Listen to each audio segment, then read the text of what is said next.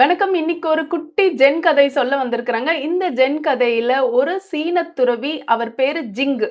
இந்த ஜிங் என்ன செஞ்சாருன்னா, புத்த மடாலயத்துக்கு போய் சேர்ந்தாருங்களாம். அந்த மடாலயம் ரொம்ப பிரசித்தி பெற்ற சக்தி வாய்ந்த மடாலயம்னு அவர் கேள்விப்பட்டாருங்களாம். இந்த சீன துறவி அந்த மடத்துடைய அமைதியை பார்த்த உடனே அவருக்கு ரொம்ப பிடிச்சிருச்சாம். அங்க தியானம் செய்யணும்னு ஒரு எண்ணத்துல ஒரு மரத்துக்கடியில உட்கார்ந்துட்டாருங்களாம். தியானம் செய்யறதுன்னா எப்படி? அவர் ஒரு துறவி இல்லைங்களா? புத்தரை நினைச்சுக்கிட்டே தியானம் செய்யணும். அந்த மாதிரி அவரு இந்த அமைதியான சூழ்நிலையில புத்தரை நினைச்சுக்கிட்டு தியானம் செய்ய ஆரம்பிச்சாராம்.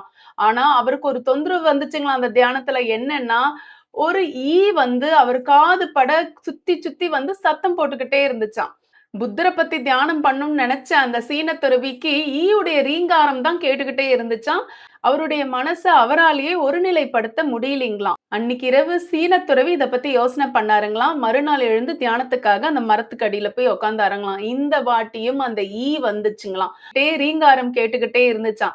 அடுத்த நாள் இந்த வயதான சீன துறவி தியானம் பண்ண போனாருங்களாம் அதே மரத்துக்கு அடியில. அதே போல அந்த ஈ வந்து அவர் காது பட சுத்தி சுத்தி அந்த ரீங்காரம் சத்தத்தை எழுப்பிக்கிட்டே இருந்துச்சாம். இந்த வாட்டி துறவி ரொம்ப புத்திசாலித்தனமா என்ன செஞ்சாருன்னா, புத்தரை பத்தி நினைக்காம அந்த ஈயுடைய அந்த ரீங்காரத்தை வச்சு தியானத்தை ஆரம்பிச்சாருங்களாம். தியானம் ரொம்ப அழகா சிறப்பா முடிச்சாருங்களாம். அவருக்கு மனசு அவ்வளோ ஒரு சந்தோஷமா. அந்த நாள்ல இருந்து இந்த சீன துறவி புத்தரை நினைச்சு தியானம் செஞ்சதே கிடையாதாம். அவரை சுத்தி இருக்கிற சத்தங்களை வச்சுதான் தியானம் செய்வாங்களாம். குட்டி கதையில இருந்து நம்ம ஒரு விஷயத்த தெரிஞ்சுக்கிறோங்க. தியானம்ன்றது மனச ஒருநிலைப்படுத்தி கடவுளை நினைச்சு செய்யறதுன்னு நம்மள சுத்தி இருக்கிறவங்க சொல்லிக்கிட்டே இருப்பாங்க. ஆனா அது அப்படி கிடையாதுங்க.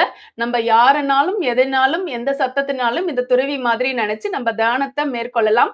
இந்த குட்டி ஜென் கதை உங்க எல்லாருக்கும் பிடிச்சிருக்கும்னு நினைக்கிறேன். அடுத்த குட்டி கதையில உங்களை சந்திக்கிறேன். நன்றி, வணக்கம்.